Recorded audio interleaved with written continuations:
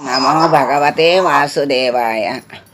ఆత్మబంధువులందరికీ నమస్కారం. 295వ నామం కామకృత్.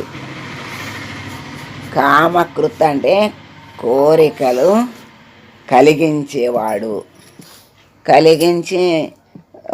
వాటిని నెరవేర్చేవాడు అని అర్థం. ఉత్తములైనటువంటి భక్తులకి కోరికలు భక్తులకి ఉంటాయి, మరి నాస్తికులకి ఉంటాయి. వ్యావహారికంగా ఉంటాయి కోరికలు, ఆధ్యాత్మికంగా కోరికలు ఉంటాయి, అనేక రకాల కోరికలు ఉంటాయి.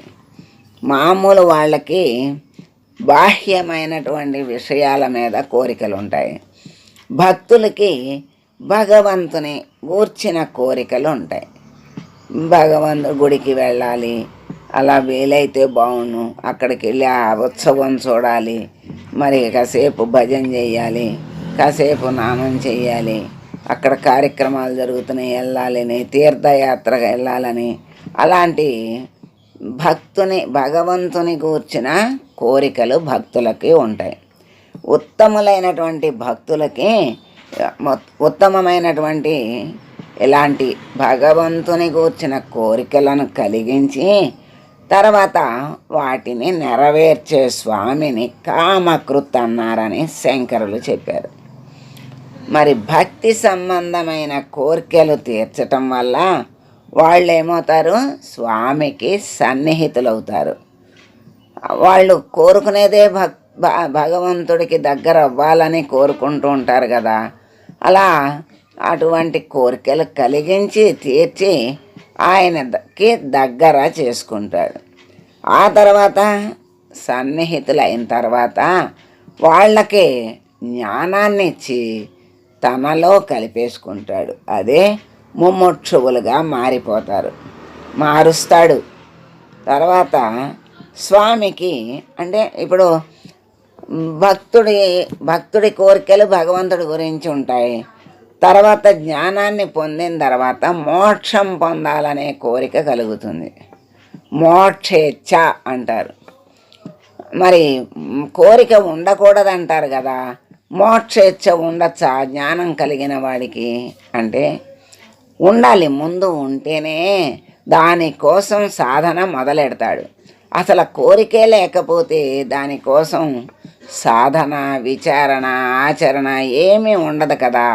అందుకని ముందు మంచి కోరిక ఉండాలి. జ్ఞానముతో భక్తితో కూడుకున్న కోరికలు, జ్ఞానముతో కూడుకున్న కోరికలు, మోక్షం మీద ఆపేక్ష, ఇలా మోక్షాపేక్ష ఉండాలి. ఉంటేనే అది సాధనల్లో 4వది. అటువంటి వాడికి ఎలా ఉండాలి, ఆ మోక్షము కావాలి అనేటువంటి కోరిక ఎలా ఉండాలి అంటే, ఒక మనిషిని నీళ్ళల్లో ముంచేసి అట్లా ఉంచేసామనుకోండి కాసేపు, అప్పుడు వాడికి ఏమనిపిస్తుంది? ధనధాన్యాలు కావాలనిపిస్తుందా? లేకపోతే ఆ కోరికలు ఈ కోరికల మీద ఉంటుందా? ఉండదు. ప్రాణం మీద ఉంటుంది. ఎప్పుడు బయటపడతానా, ఎప్పుడు బయటకు వచ్చి ఊపిరి పీల్చుకుంటానా అని తప తప తప కొట్టుకుంటాడు. అప్పుడు ఒక్కసారి బయటికి తీసాడు అనుకోండి, అమ్మయ్యా ఇంతకంటే ఏం కావాలి ఇంకా అనుకుంటాడు. అంటే అక్కడ ఆ మోక్షాపేక్ష అంటే అంత తీవ్రంగా ఆ బంధము నుండి ఎప్పుడు ఎలా విడిపోతామా అనే తపన ఉండాలి. నీళ్ళల్లో మునిగిన వాడు పైకి రావాలని ఎంత కొట్టుకుంటాడో, ఇంకా ఏ విషయాల మీద కోరిక లేకుండా ఆ నీళ్ళలో మునిగిన వాడు, ప్రాణం పోయే స్థితిలో ఉన్నవాడు నాకు కోట్లు కావాలనుకుంటాడా, లేకపోతే వాళ్ళు కావాలి వీళ్ళు కావాలనుకుంటాడా? ఏమి ఉండవు. ఒక్క ప్రాణం నిలిస్తే చాలు, పైకి వచ్చి ఊపిరి పీల్చుకుంటే చాలు అనుకుంటాడు. అదే ఇంకా అంతకంటే ఇంకా కోరుకునేది ఏమీ లేదు అనుకుంటాడు. అలాంటి స్థితి రావాలి. మోక్షాపేక్ష అంటే మోక్షము కావాలనేటువంటి కోరిక రావాలి. అంత తపన పడాలి, అంత తీవ్రమైనటువంటి సాధన చెయ్యాలి. సాధనలు అని ఉన్నాయి. ఆ సాధనల్లో 4వది మోక్షేచ్ఛ. ఆ మోక్షేచ్ఛ ఉండాలి, దానికి తగిన సాధన చెయ్యాలి, పొందుతాడు. సాధన చేస్తే సాధ్యం కానిది లేదు, పొందలేనిది లేదు. ఇప్పుడు మనం కాయ కావాలి అనుకున్నప్పుడు ఆ కాయకి తగిన మరి గింజ పాదు చేసి గింజ పెట్టి నీళ్ళు పోసి దాన్ని పెద్ద చేసి అప్పుడు కూడా ఇంకా మనకు కాయ రావాలి, పింద రావాలి, పువ్వు రావాలి, పెద్దదవ్వాలి, కాయ కావాలి, పండు కావాలి అనుకుంటాం. ఏ దోస పండు జామకాయ పెట్టామనుకోండి, మరి చివరికి కాయ పెరిగి పెద్దదయ్యి పంటకు వచ్చింది. అప్పుడు ఇంకా కావాలి అనుకోడిహ, ఎందుకంటే వాడి చేతికి వచ్చేసినట్టే. వాడికి ఎప్పుడు కావాలంటే అప్పుడు దాన్ని కోసుకొని అనుభవిస్తాడు. అటువంటి స్థితి మోక్ష స్థితి. అనుభవం అంటే ముందు కోరిక ఉండి దానికి తగిన సాధన చేసి దాన్ని పొందాలి. అదే ఆనంద స్థితి, పరమానంద స్థితి. దగ్గరకు వచ్చిన తర్వాత మన చేతిలోకి వచ్చాక కావాలి అనుకునే పని లేదు, దాన్ని తిని అనుభవించటమే. అలాగే సాధన చేసి తర్వాత సాధ్యమవుతుంది. ఆ సాధ్యమే పరమానంద స్థితి. అప్పుడు అదే ముముక్షువులుగా మారతారు. అంటే మోక్షం కావాలి అనేటువంటి మార్గంలోకి వస్తారు. తర్వాత స్వామివారికి మోక్షాన్ని ప్రసాదించటానికి వీలు కలుగుతుంది. ఆ విధంగా స్థాయిలు అలా తీసుకొస్తాడు పరమాత్మ. తీసుకొచ్చి చివరికి మోక్షాన్ని ప్రసాదిస్తాడు. విశిష్టాద్వైత ద్వైత వ్యాఖ్యాతలు కూడా శంకరాచార్యుల వ్యాఖ్యనే అంగీకరించారు. భక్తులు స్వామిని ఓం కామకృతే నమః అని భజిస్తూ ఉన్నారు. ఇంకా ఈకే గారు ఏం చెప్పారో చూద్దాం.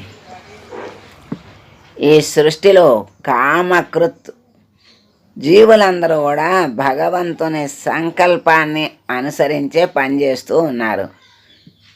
మరి కానీ ఎవరికి వారు తమ తమ సంకల్పాలని అనుసరించే వర్తిస్తూ ఉన్నారంటే నడుస్తూ ఉన్నారు. అంటే ఎవరి కోరిక వాళ్ళది, ఎవరి అభిలాష వారిది. ఈ కోరికలన్నీ కూడా సృష్టి సంకల్పాన్ని అనుసరించే జీవులకి ఏర్పడతాయి. సృష్టి సంకల్పాన్ని అనుసరించే జీవులకి కోరికలన్నీ ఏర్పడతాయి. పిల్లలను పోషించి సంరక్షించాలి అనేటువంటి సంకల్పం తల్లిదండ్రుల యందు కలుగుతుంది. మరి అది ఎవరి నుండి వస్తుంది? ఆ సంకల్పము సానుకూలత చేయగలిగే సామర్థ్యం ఎవరి నుండి వస్తుందంటే భగవంతుడి నుండే జీవుడికి వస్తుంది. ఆ భగవంతుడు ఆ ప్రేమ, ఆ ఓర్పు, ఆ నేర్పు పెట్టకపోతే మరి బిడ్డ ఏడిపించిన, నిద్ర లేకుండా చేసిన, తిండి లేకుండా చేసిన ఆ బిడ్డ మీద ప్రేమ మమకారం పెట్టుకుని మనం తినకపోయినా పర్లేదు, నిద్రపోకపోయినా పర్లేదు, వాడు క్షేమంగా ఉంటే చాలు అని ఎంత తపన పడుతుంది తల్లి, ఎంత ఆతృత పడుతుంది. ఆ బిడ్డ గురించే ఆలోచిస్తుంది, తన గురించి ఆలోచించదు. అంత ప్రేమ భగవంతుడు పెట్టకపోతే బిడ్డలు పెరగరు, వాళ్ళని ఎవరు చూస్తారు? అందుకని భగవంతుడే అమ్మా నాన్నల రూపంలో వచ్చి బిడ్డలకు రక్షణ ఇస్తున్నాడు. ఆ రక్షణ ఎవరిస్తున్నారంటే ఆ శక్తి భగవంతుడే ఇస్తాడు. అప్పటిదాకా ఆకతాయిగా ఉన్న పిల్ల తల్లి అయ్యేసరికి అమ్మో వాడికి జలుబు చేస్తుందేమో, వాడికి వేడి చేస్తుందేమో, వాడికి మోషన్స్ అవుతాయేమో అని తినాలనేటువంటి భ్రాంతిని కూడా అసలు అదే పోతుంది. వదులుకోవటం కూడా కాదు, బిడ్డ మీద ఉన్న మమకారంతో ఆ తల్లి అయ్యేసరికి వాటి మీద అంతకు ముందున్న భ్రాంతి పోయి బిడ్డ మీద మాత్రమే ఉంటుంది ప్రేమ, మమకారం. ఆ బిడ్డ కోసమే ఆ తల్లి సర్వస్వం అర్పణ చేస్తుంది. ఆ తండ్రి పోషణకి తన సర్వస్వాన్ని అర్పణ చేస్తాడు. అలా బిడ్డని ఇద్దరు తల్లిదండ్రుల రూపంలో భగవంతుడు వాళ్ళని పెంచి పెద్ద చేస్తాడు. అలా ఇవన్నీ చేసేది ఎవరు అంటే భగవంతుడే. అట్లా భగవంతుడు ఆ శక్తి భగవంతుడి నుండే జీవులకి వస్తుంది. ఇటువంటి కోరికలను తన సంకల్పాన్ని అనుసరించి జీవులకు పరమాత్మే కల్పిస్తున్నాడు. కనుక కామకృత అయినటువంటి పరమాత్మని మనం వేడుకుంటూ, స్వామి కోరికలను కలిగించావు, సృష్టి కార్యాన్ని చేయించావు, మరి కాయ దూర నుండి పంటకొస్తుంది, ఆ పండి రాలే సమయానికి పరిపూర్ణమైనటువంటి జ్ఞానాన్ని కలిగించి మీ దరికి చేర్చుకుని మోక్షాన్ని ప్రసాదించు స్వామి అని వేడుకుంటూ మంగళం పాడదాం. మంగళం కౌసలేంద్రాయ మహనీయ గుణాత్మనే సర్వలోక శరణ్యాయ సాధురూపాయ మంగళం.